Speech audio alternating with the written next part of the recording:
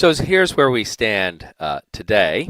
I'll give you an overview of what's coming up in the context of course, our usual course syllabus outline. And everything that we covered last time I've marked here with a check, and as usual, what we'll be doing today will be indicated with an arrow. So we're here in this main section on the experimental evidence for quantum mechanics. We're in the second part of that second section, talking about the behavior of our basic building blocks. Yesterday, we pretty much we completed actually our discussion for now of the electromagnetic interaction.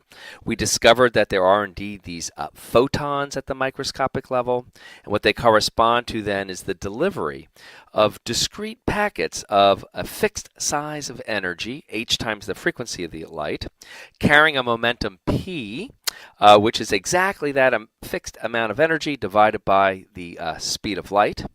And we verified this very beautifully in our analysis of the Compton scattering experiment.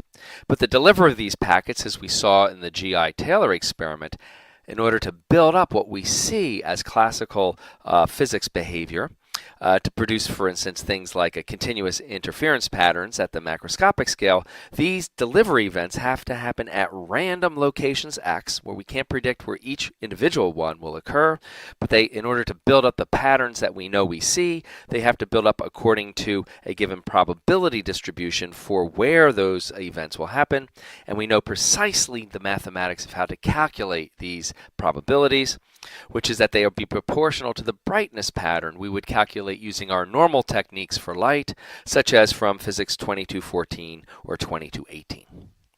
So today what we're going to be focusing on then is the fundamental behavior not of the electromagnetic interaction, but actually our focus will turn to the electrons. And we'll be discussing three experiments: the Davis and Germer experiment, which will give us a very interesting idea about the behavior of electrons. We'll then confirm in a beautiful way those results in something known as the G.P. Thomson experiment.